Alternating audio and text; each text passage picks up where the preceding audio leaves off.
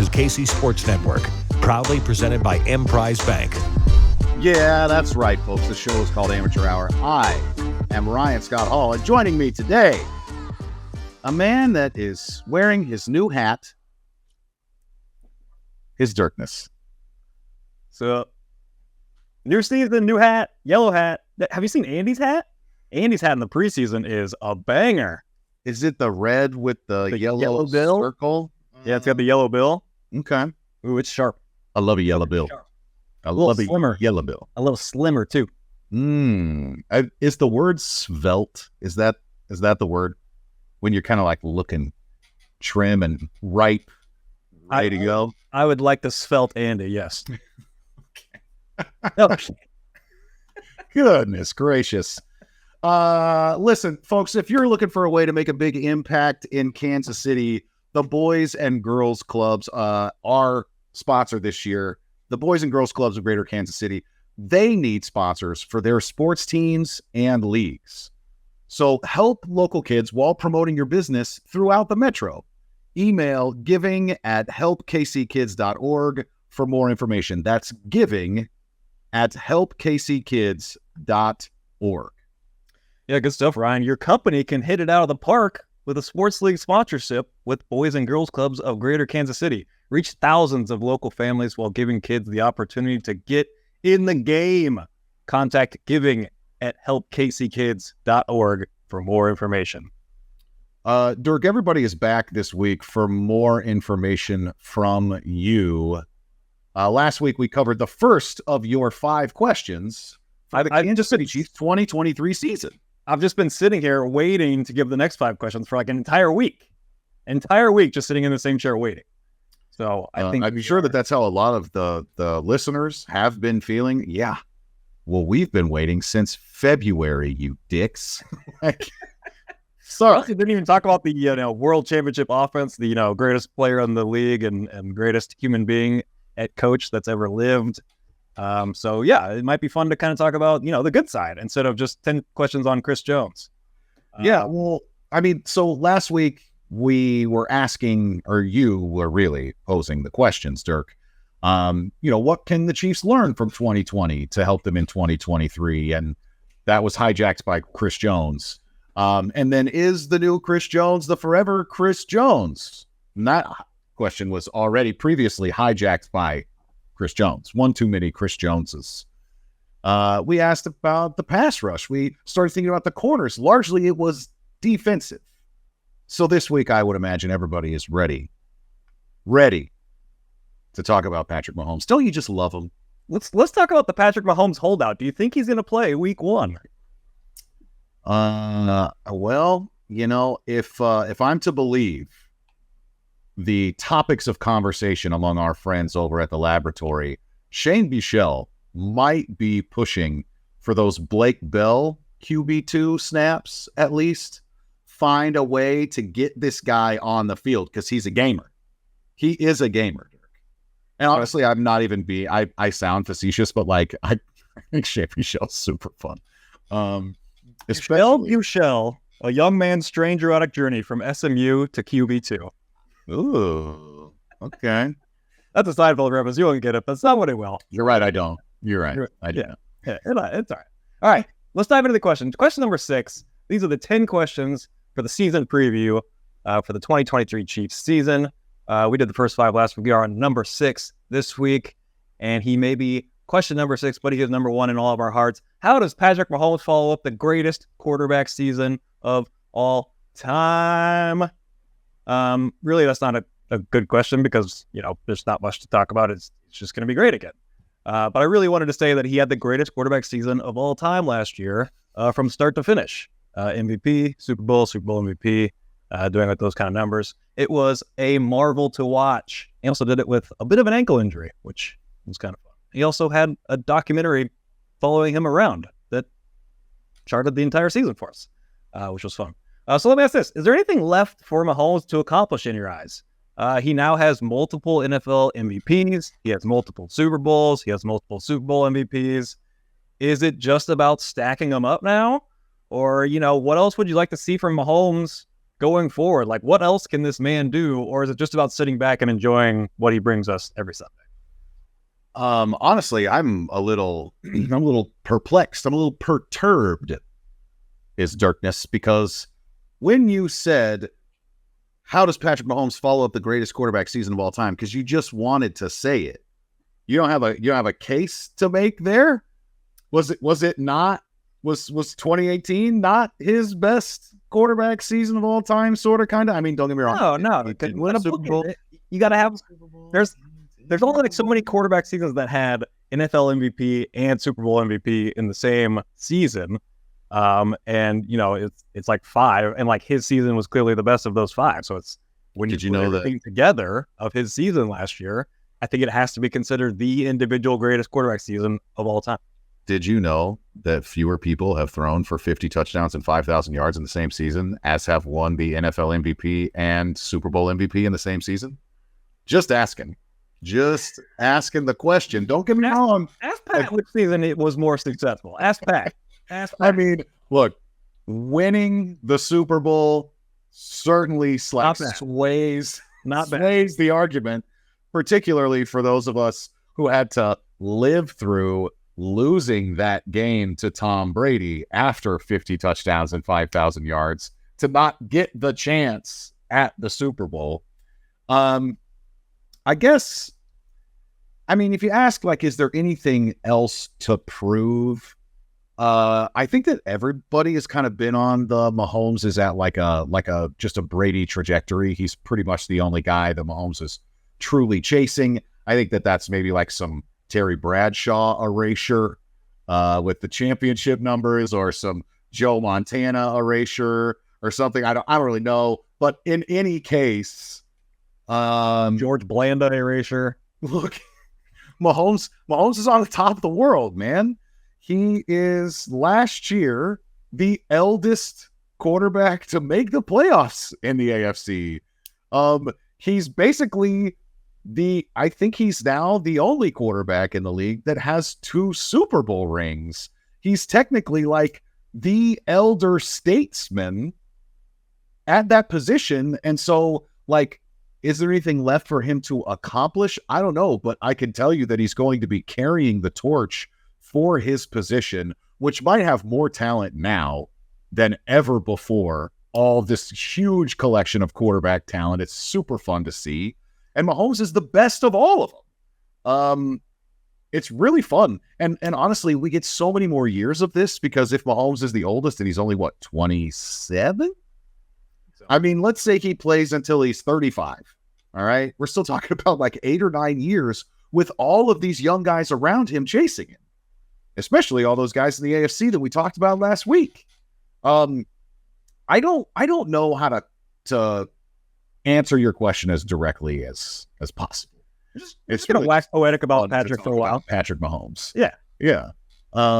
What'd you think of quarterback? Did you like quarterback? I haven't watched quarterback yet. Oh my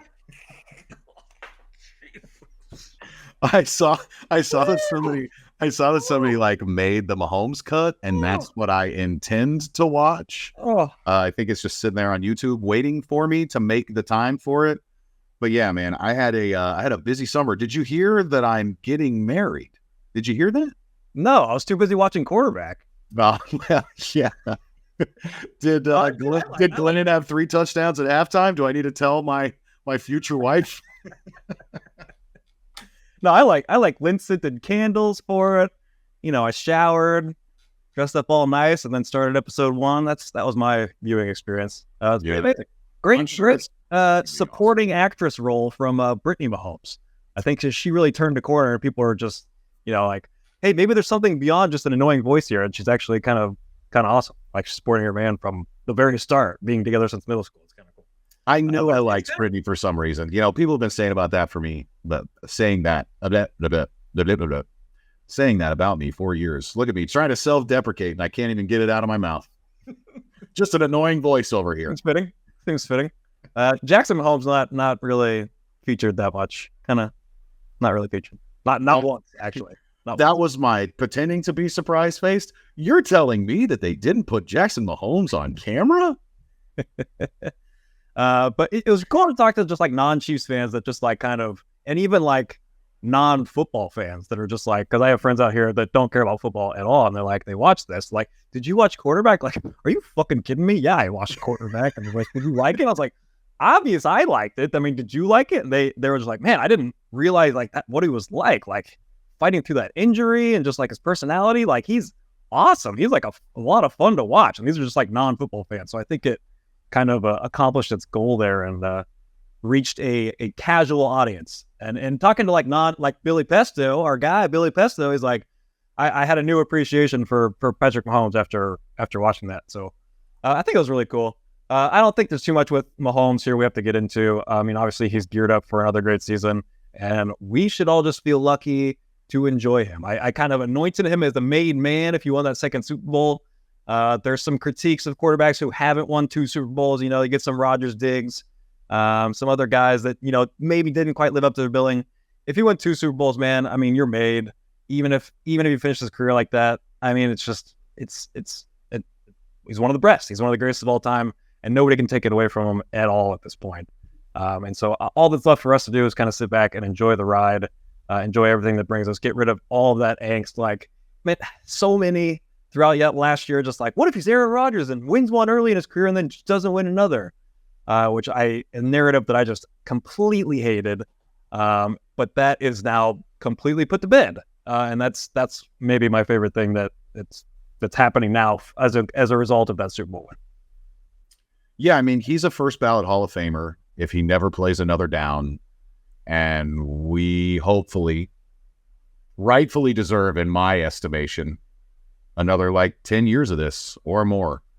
And I don't think he's going to retire young. He's so competitive and so driven that and he sees what Brady did and sees that it's possible.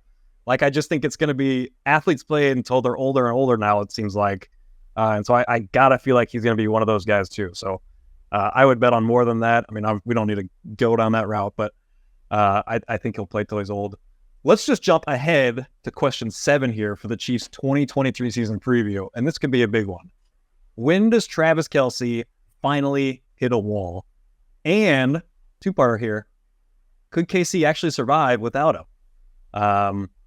So first part here, a wild stat to drive this home.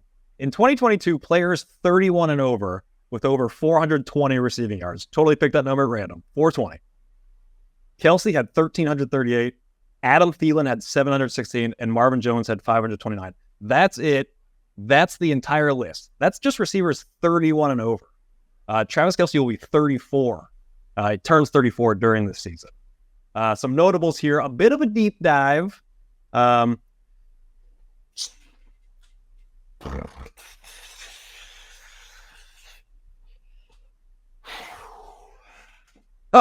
he's back. Gronk actually retired twice by age 32. Tony G actually put up 930 yards and 8 touchdowns at age 36. I know it's cool to bash on Tony G, but come on, that's pretty impressive. How about receivers 34 and over, which is how old Kelce will be in this season, to put up 1,000 yards since 2010? Larry Fitzgerald, Steve Smith, Anquan Bolden, and Reggie Wayne. That's it. Now, if we want to do a little deeper, Jerry Rice put up 122, 1,848, and 15 touchdowns at age 33. And he had over 800 yards at age 31, 32, 33, 34, 36, 37, 38, 39, 40, and 41. So if you ever want to wonder why Jerry Rice is considered great, that might be the reason. But all this is just to say that Travis Kelce might eventually hit a wall. He is nearing that age. He hasn't really shown signs of it. Maybe gotten a step slower, but just a step craftier. But do you think it's possible that we see a aging Travis Kelce all this year? Well, look, you're asking if Kelce's going to hit a wall. You had a little hit yourself there for the deep dive. I think we got to hit a break real quick, and then I will actually answer your question, I promise. Thanks for listening to KC Sports Network. Make sure you download our new app. Find it on the App Store or Google Play. Just search KC Sports Network. Thanks for listening to KC Sports Network. Make sure you download our new app. Find it on the App Store or Google Play. Just search KC Sports Network. College football fans, are you ready for week 1? DraftKings Sportsbook is hooking you up with a can't-miss offer to start the season strong. This week, new customers can bet just $5 on college football and score $200 in bonus bets instantly. Anything can happen in college football. Your team could go from unranked to dynasty mode in just a couple of years. Change comes fast. The only thing that's a lock is the great offers from DraftKings Sportsbook. Life's more fun when you're in on the action, so here's what you got to do. Download the DraftKings Sportsbook app now and use code KCSN. New customers can score $200 in bonus bets instantly when they bet just $5 on college football. Only at DraftKings Sportsbook with code KCSN. The crown is yours. Gambling problem? Call 1-800-GAMBLER. You must be 21 years or older, physically present in Kansas. Bonus bets expire 7 days after issuance. Eligibility and deposit restrictions apply. Terms at sportsbook.draftkings.com/football terms on behalf of Boot Hill Casino and Resort. I'm no Ken Swanson, but I really leaned into the hits there. Really leaned into the hits there. You guys. Sorry, I missed the play call from the sideline from Tucker there to take a break. So sorry about that, Tucker. I was just kind of freelancing out there. This felt good. He's on a roll. All right. So you're asking, when does Kelce finally hit a wall? Can Kansas City survive without him? Look, the thing that I find really interesting about Kelce is that he was already kind of late into the league because of some issues that he had in the translation between high school and college and getting kicked off the team and things of that nature. And then he also ends up really not playing any snaps as a rookie. So, I mean, let's see. Literally zero, wasn't it? They get hurt. Yeah, I mean, I want to say he got hurt in the preseason or at camp, something along those lines. But, like, I want Travis Kelce reference. I mean, I want to say that the first year that he accumulated stats, he was like 24. And so, you know, we talk about him at this age at 34, and your resident homer, want to tell you that he's a young 34. 34 is the new Jerry Rice 38. Okay. Those Jerry Rice stats. Actually, Travis Kelce's first season in which he accumulated stats, he was 25. So, I mean, we're talking about a guy that is really in some ways like a late bloomer, especially to be as accomplished as he is. I mean, the over 1,000-yard streak that is now at 1, 2, 3, 4, 5, 6, 7 straight seasons over 1,000 yards. It started when he was 27 years old. I mean, this dude is special. It's pretty. Blow your mind though. Doesn't that stat blow your mind that only 3 players over 31 and over put up over 420 yards? Like, it's just veteran receivers. I think it's just an odd year for it, but just like that was one of the craziest stats I saw all offseason. Was just like the death of the older receiver. It's just like it was wild. And I mean, even the 2 other ones, Thielen and Martin, not even close to Travis Kelce. What was that? Are you saying just last year, or what's the time frame? It was just in 2022. Only 3 receivers 31 and over put up over 420 receiving yards. So it's just a young position at this point, other than maybe the greatest weapon in the NFL, Travis Kelce.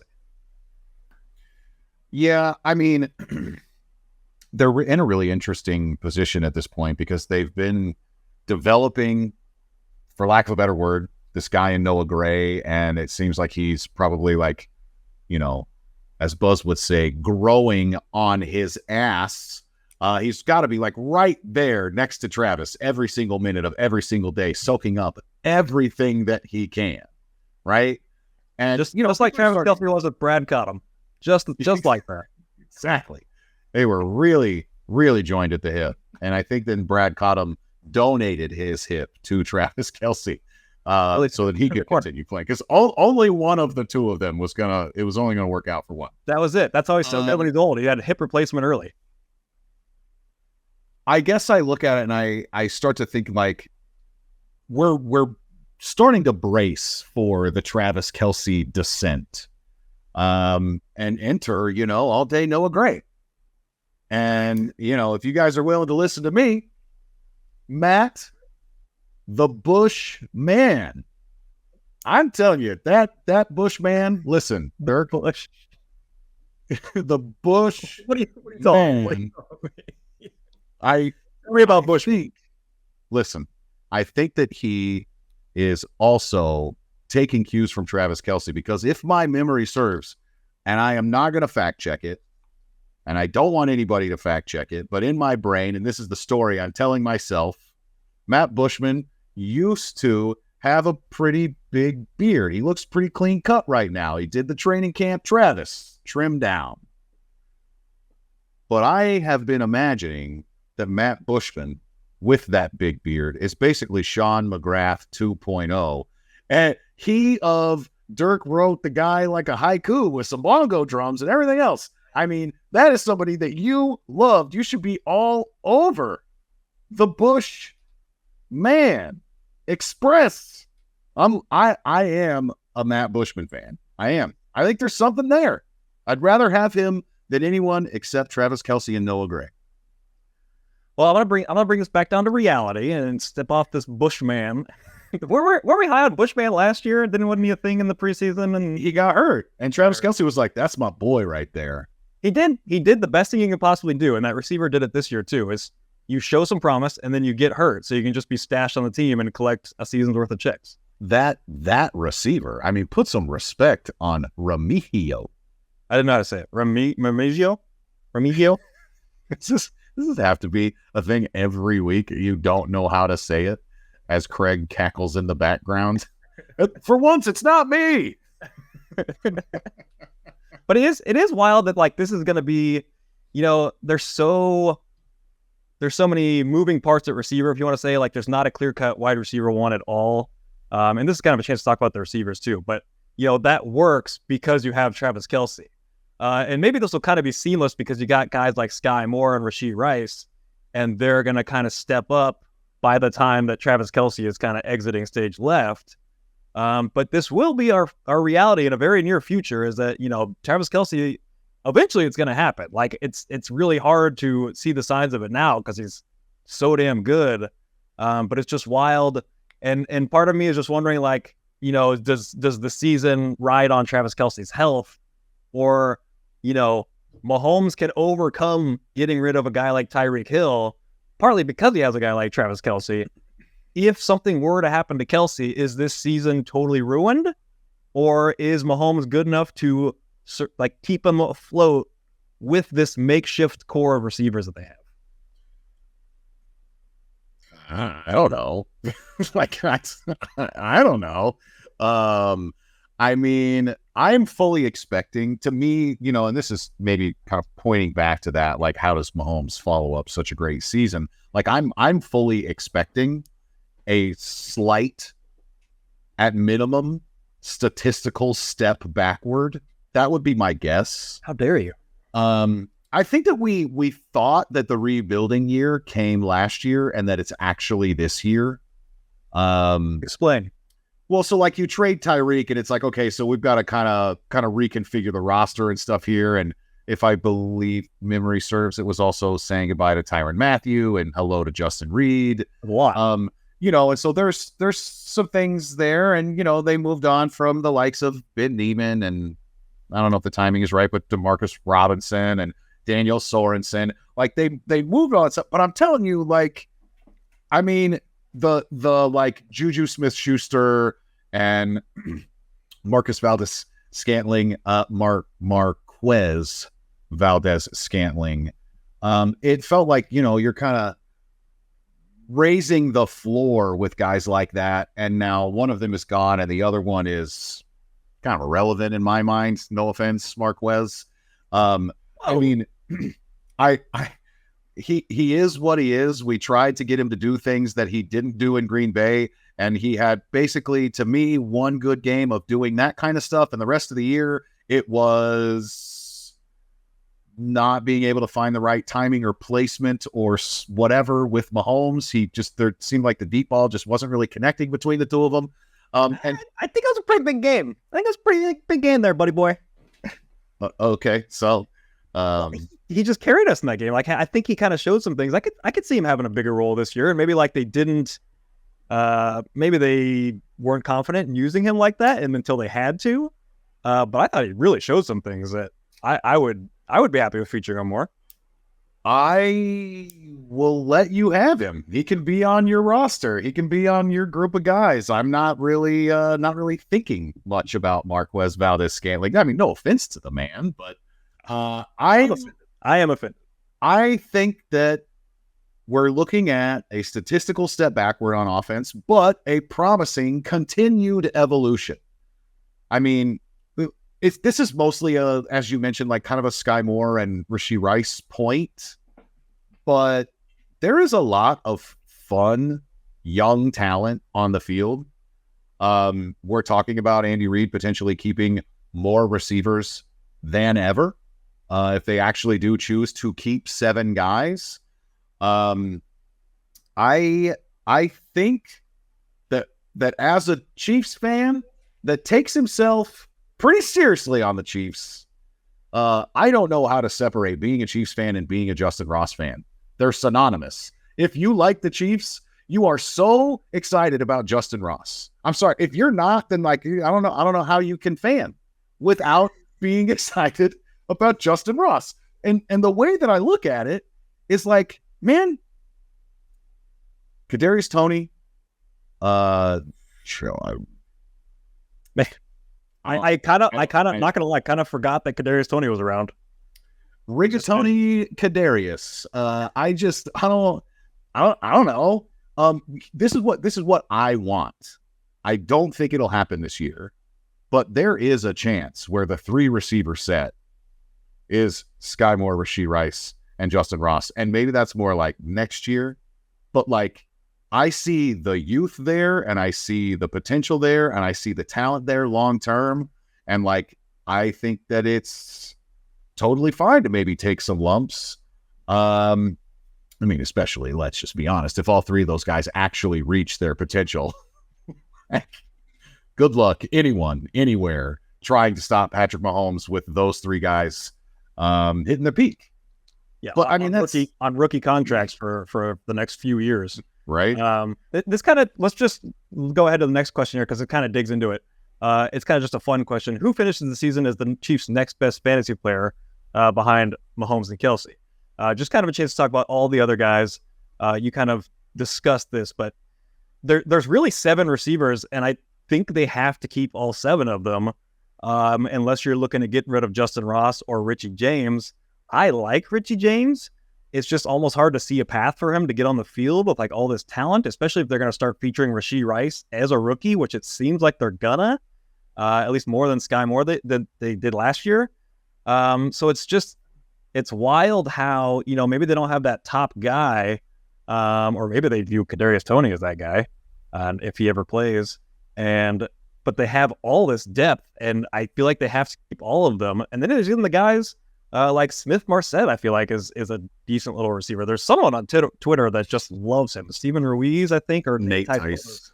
One of those guys just like loves that dude. I don't know why, but he's around and he looked good in the preseason. The depth at receiver and all these different pieces, it's kind of wild. Do you like any of them to really jump out this year and surpass what expectations, is currently on them? Because let me lead with my guy, I guess. I think Skyy Moore is going to be that guy. And I almost think like they're like kind of hiding him in the preseason because he doesn't have many targets. Maybe like 1 in the preseason so far. But I really am expecting Skyy Moore to take that leap.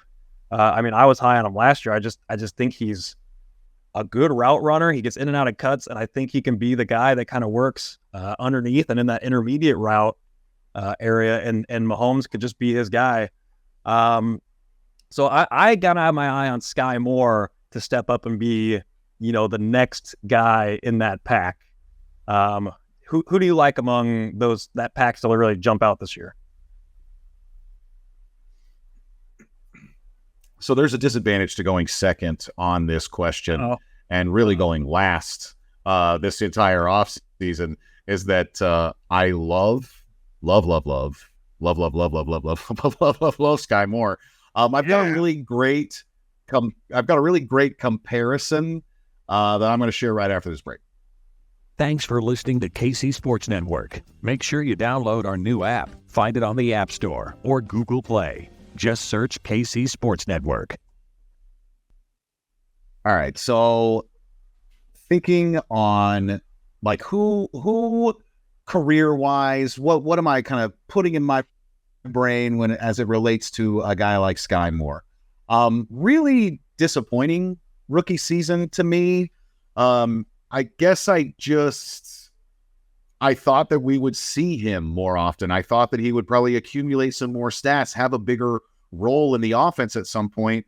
And really the only thing I think that he did, let's say, at the end of the season, and hey, it's a big important game because the team's good, but it's like he lined up on the wrong side of the field and caught a touchdown because there was not a player in that unbelievable camera angle that we've seen where like the entire side of the field is open.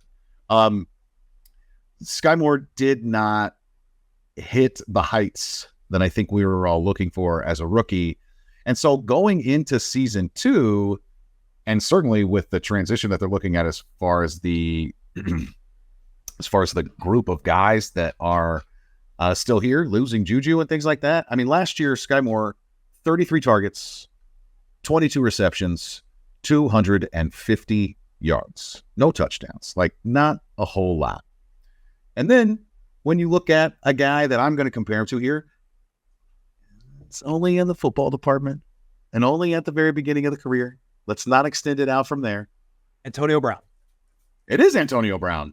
Yes. I think I've maybe tried to make this comparison a little bit before, but Antonio Brown, as a rookie, 19 targets, 16 catches, 167 yards, no touchdowns, really good kick returner, which Dave Tobe will tell you Skyy Moore is a really good kick returner too. Yes. Put him back real quick. Just a sidebar.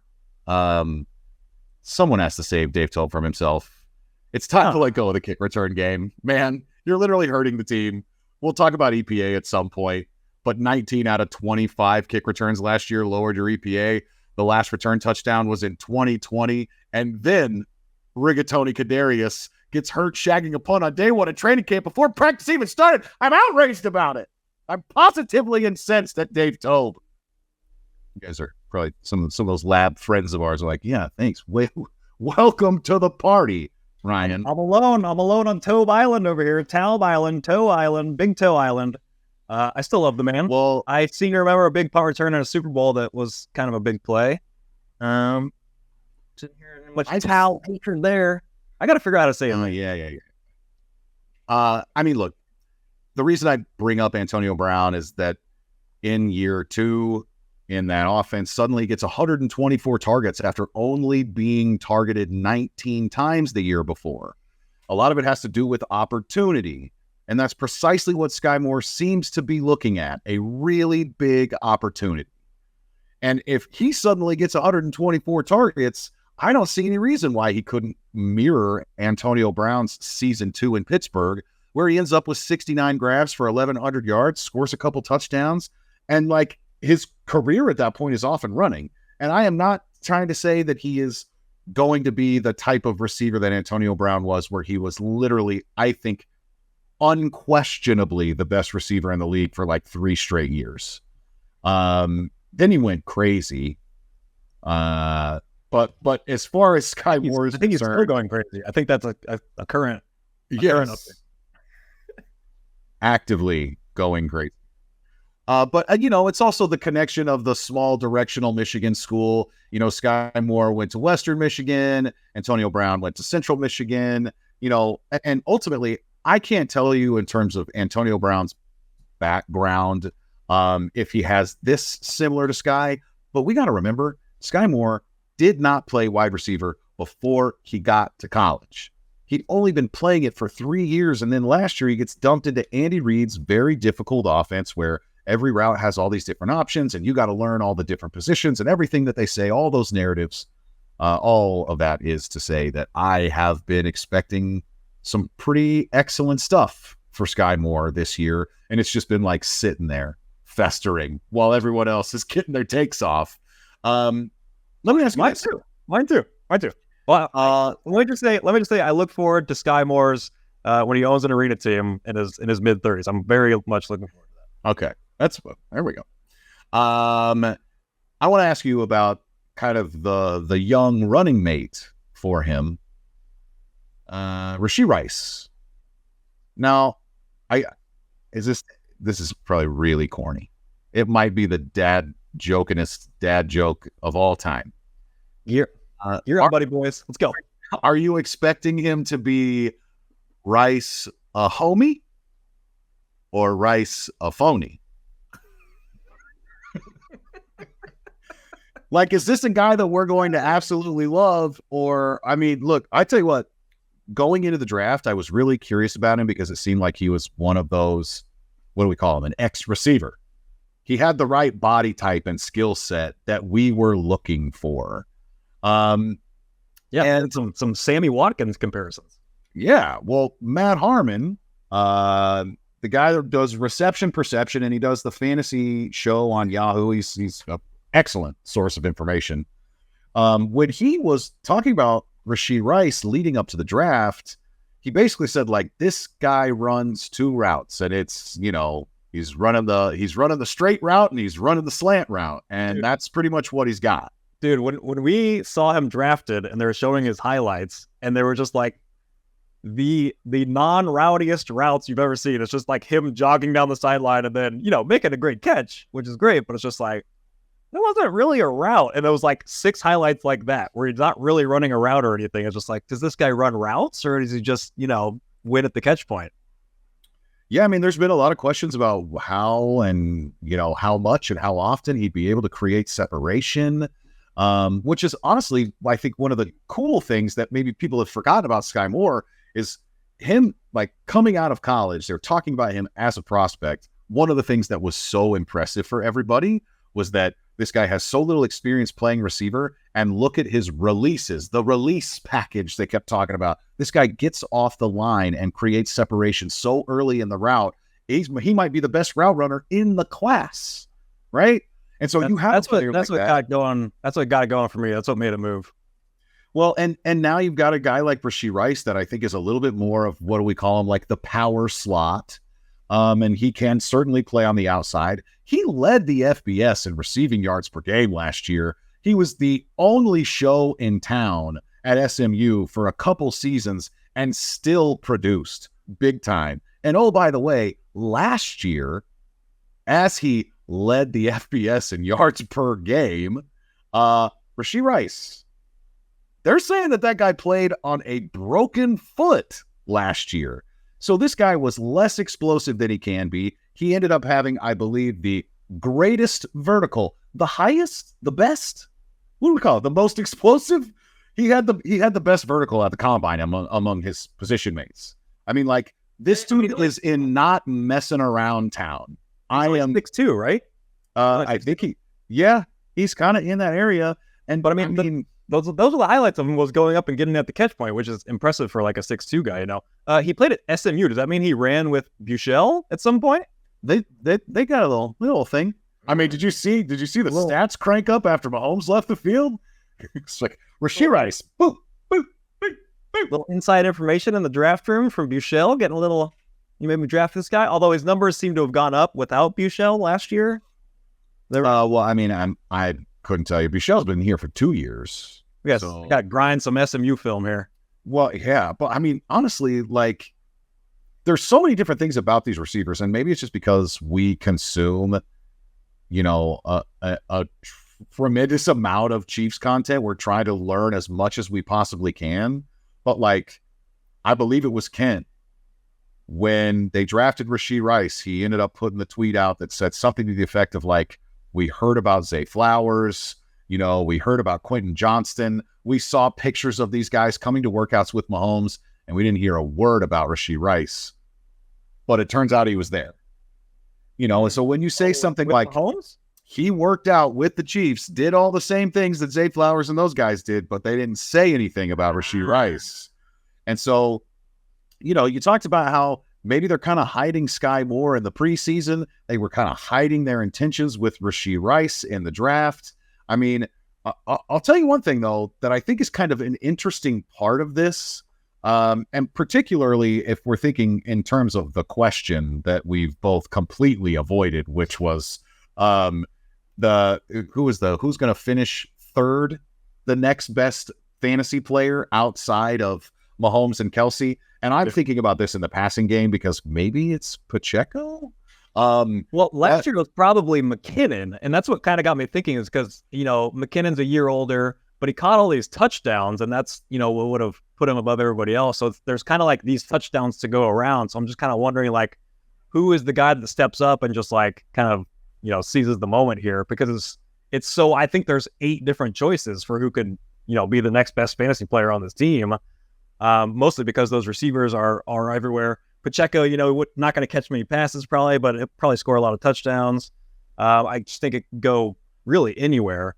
I think I just did a draft. I think Skyy was probably the next guy that was getting drafted behind those two. But that would be my assumption. And I mean, look, like, and we've hardly nobody knows what to do with Rigatoni, right? Yeah, we've hardly mentioned him. And he was, if you look at this in like June, people are pumping up like Rigatoni is going to be, the number one receiver on this team. And the only reason he's not right now is because the injury or whatever. But didn't they say like he might be ready for week 1 now, despite having that minor surgery? I mean, I thought that the most recent time somebody talked about it was Mike Borgonzi when it sounded like a step back, where it was like, we don't really need to rush it. Like, we're just going to make sure that he's healthy and this and that and the other. And like, look, I mean, if Tony is ready when it counts, like, I'm not trying to necessarily start giving talent away, but like, if Kadarius Toney doesn't see the field until November, I don't think that affects this offense. If Travis Kelce misses time, right? But like, Toney isn't even really a receiver.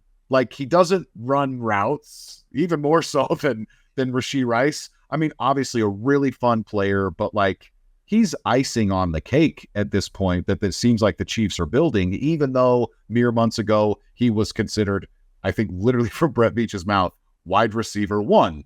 But he has to just be handled with the kidsiest of gloves possible at this point. Like almost kind of keep him on ice and try to get this guy to January healthy because, I mean, another injury is coming, especially if he's coming back early from this one. Like, there's just almost no way this guy can play a full season. So handle him delicately all season long. I feel like if you would have put out a poll, let's say, sometime this offseason, long before Tony got hurt, Dave Tope's fault. If you were to ask who was more likely to have a healthy season or like reach their actual peak despite the injuries that they've gone through and put it up as Tony versus Justin Ross, I have no idea where the results would have been, but I would be very curious to see where Chiefs fans are at right now drinking that Justin Ross Kool-Aid. Do they think that Justin Ross is more likely to have like a healthy rest of his career than Tony? Because, you haven't had the like here today, gone tomorrow type of stuff the way that you have with Tony in the NFL. Justin Ross just made his debut in a preseason game, right? Like, we don't necessarily have the track record to think, oh, well, Justin Ross definitely can't stay healthy. He's had some serious injuries, but like, I don't know. Look, man, there's a couple things in this receiver room that I think are important to not forget. One of them is just fun, and it's that when the Chiefs were on the clock, the first opportunity, well, let's say the second, the third opportunity, they took McDuffie and then Karlaftis and then Skyy Moore. So the third opportunity that they had to draft Skyy Moore, got it, nailed it. What'd they do? Not draft Skyy Moore. They in fact moved down 2 spots and saw none other than George Pickens go off the board. And I mean, if anybody's having a real glow up this summer, it's George Pickens. And those 2 guys, the Chiefs had their pick. And I mean, I was trying to push George Pickens in the first round for months. I absolutely loved him. And he went out and he did all these fun things in the league last year. And now everyone's really excited about him in fantasy. And he makes these crazy catches and he blocks. And he's just been the George Pickens that he was at Georgia in Pittsburgh so far. And the Chiefs literally chose to not draft him, risked losing him, and did lose him in favor of Skyy Moore. And George Pickens had 700-something receiving yards last year. And I think that people are maybe expecting him to take another step forward.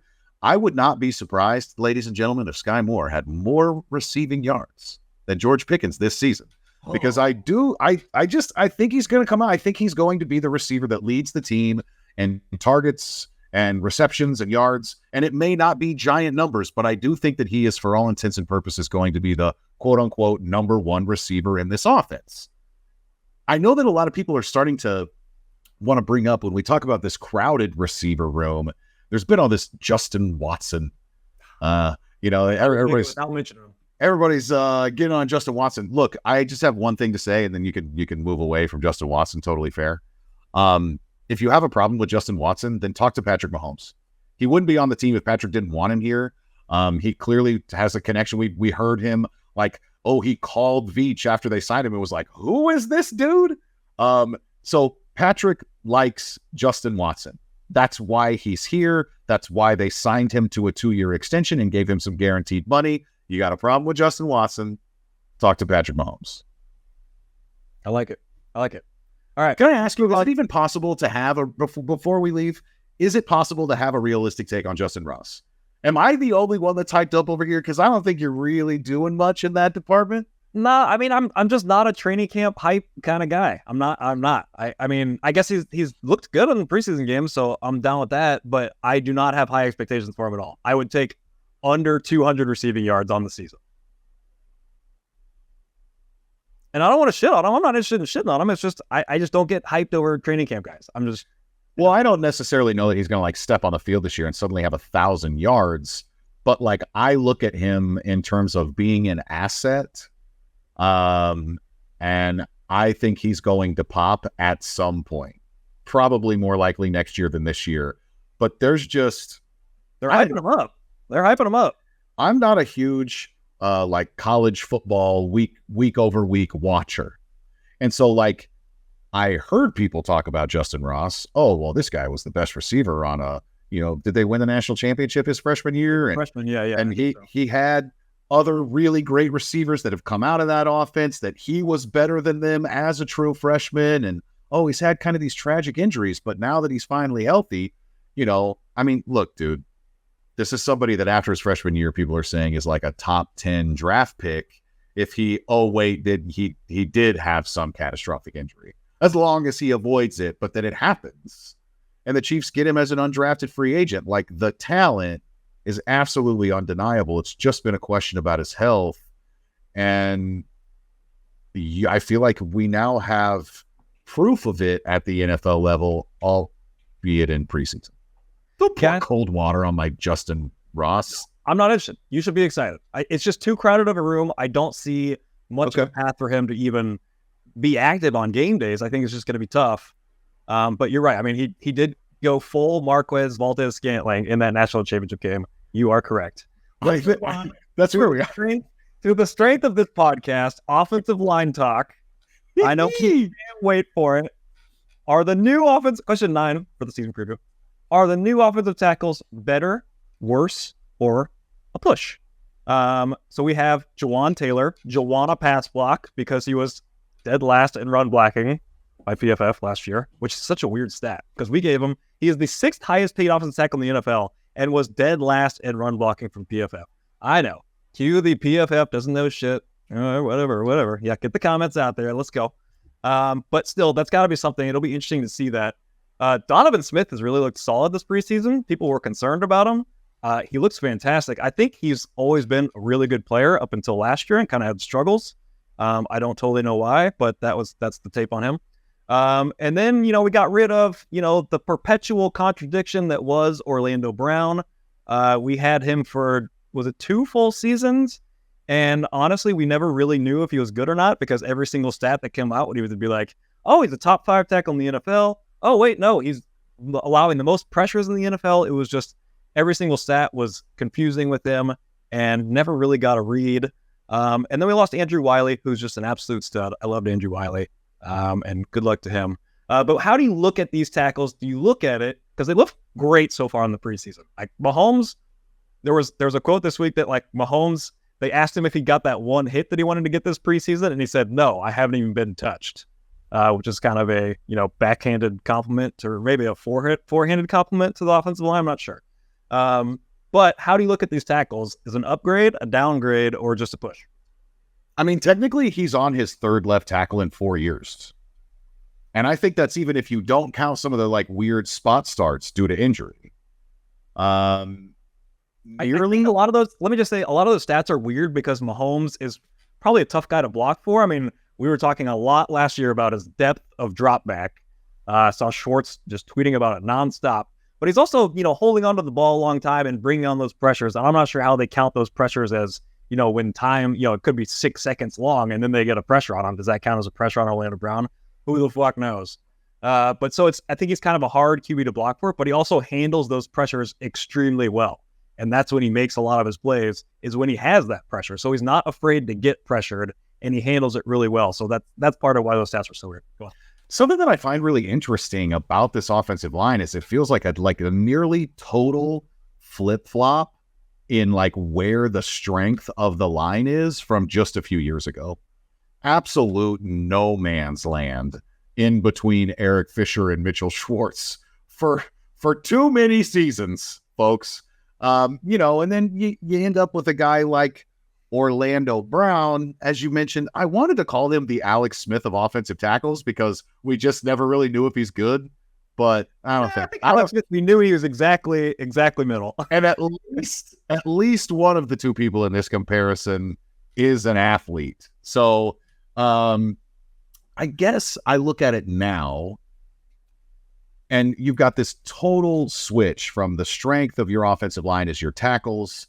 And then you'd have the center, right? I mean, the Chiefs have literally gone from Rodney Hudson, who when they let leave, signed the richest center contract in NFL history, to Mitch Morse, who when he left, signed the richest center contract in NFL history, to Creed Humphrey, who is basically a unanimous all-pro player at this point.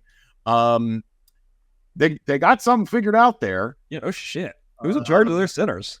Andy, basically. Yeah. Both Andys, right? I guess people are starting to call this. I've heard it.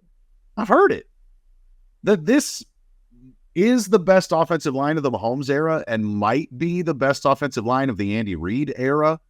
I don't know how big of a statement that is, but I think it's certainly anchored by the interior.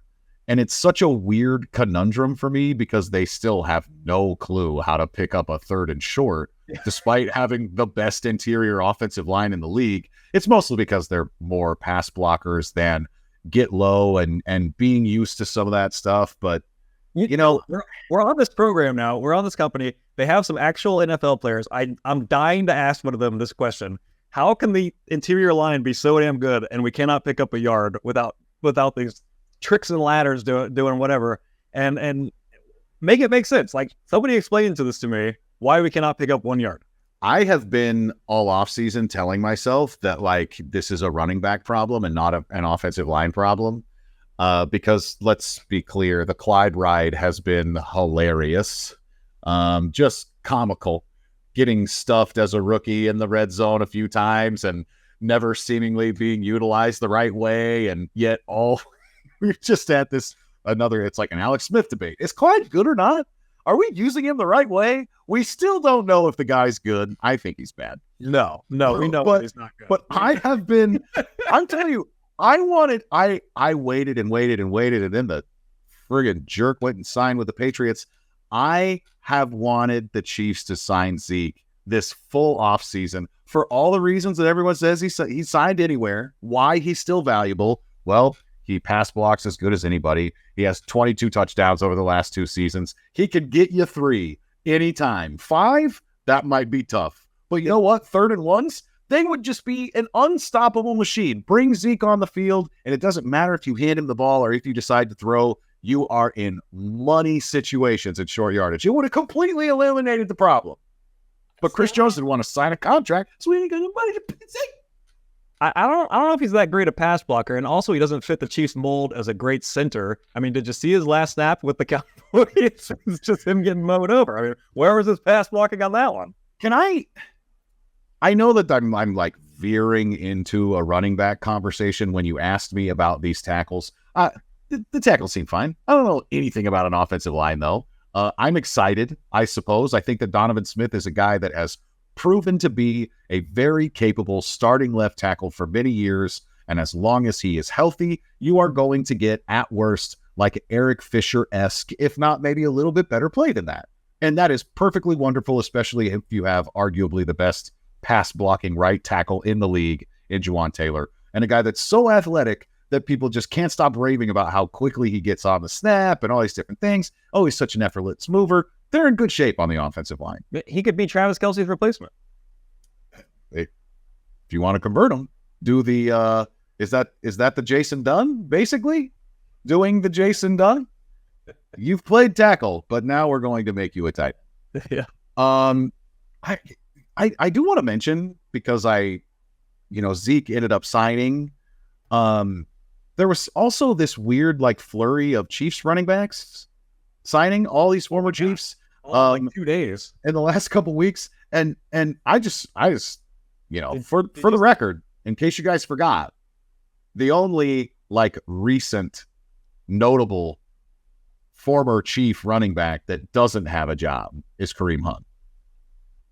I am in no way, shape, or form will not ever advocate for signing him. I don't want him on the team. I'm not interested in that, if for no other reason to avoid all the people that were like, I told you. And then whatever, I don't care. I don't want any of it. But I do think it's funny that Damian Williams and Darrell Williams and Darwin Thompson and all these guys that keep getting signed. Oh, yeah. Donnell Bennett went to the Packers. Did you see that one? That's it. I did. Okay. All right. Let's wrap up the line talk. I think it might be the best offensive line of the Mahomes era. It's definitely not the best tackles of the Mahomes era. That's very insulting to Mitch Schwartz and Eric Fisher. But once you include the interior, I could see that argument for sure. But I am confident, and I think it's an upgrade from last year. I think it is an upgrade from last year. I think they have the potential to be great, for sure. 10th and final question. What effect, if any, will be felt from losing offensive coordinator Eric Bieniemy, who had a great night the other night? Was that last week in that game that everybody watched? But Bieniemy is kind of a hard-nosed, get after you, tough love, motivator type, the yang to Andy's yin. Do they have that now? And do they need it? Who gets after the team when they aren't bringing it?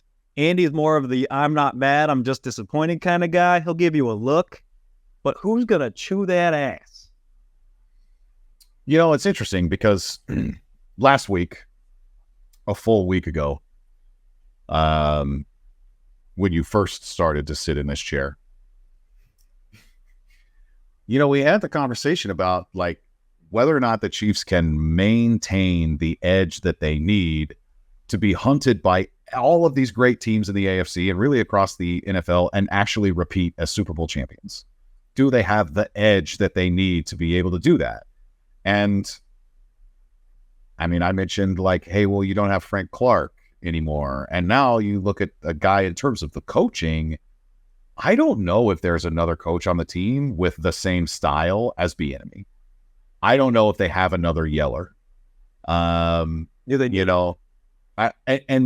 they do, but like when you ask that question, the first person that popped in my head, like who is going to chew their ass when things aren't going right?